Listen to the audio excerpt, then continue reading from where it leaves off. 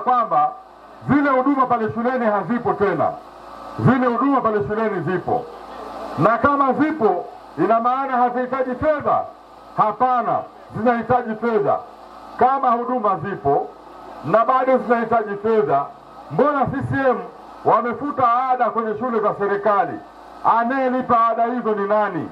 Ndugu zangu wanafunta, anayelipa ada hizo ni Daktari Samia Suluhu Hassan, Rais wa Jamhuri ya Muungano wa Tanzania, kukusaidia wewe mwanafunta ili mtoto wako aweze kusoma.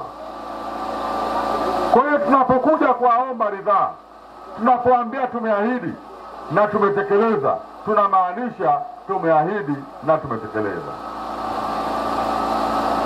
Lakini tulipokuja mwaka 2020 kuwaomba ridhaa mtuunge mkono chama chetu kikaunde serikali, tuliwaambia ilani yetu ya uchaguzi inaonyesha kwamba tutahakikisha mpaka kufika mwezi wa 12 mwaka 2025, kwa maana mwaka huu, vijiji vyote kwenye mkoa wa Tanga vinavyopata 763 vitaunganishwa kwa nishati ya umeme.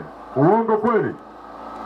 Tulipokuja kuyasema hayo, wenzetu hao upinzani walipita wakawaambia CCM wanawadanganya, hawawezi kupeleka umeme kwenye kila kijiji. Leo tunapokuja kuwaomba ridhaa, tarehe 29 mchague Chama cha Mapinduzi, hakuna kijiji ndani ya mkoa wa Tanga, vijiji vyote 763 vyote vimeunganishwa kwa nishati ya umeme. Tunaposema tunaahidi na tutekeleza, CCM huwa tunamaanisha ni kweli tumeahidi na huwa tumetekeleza.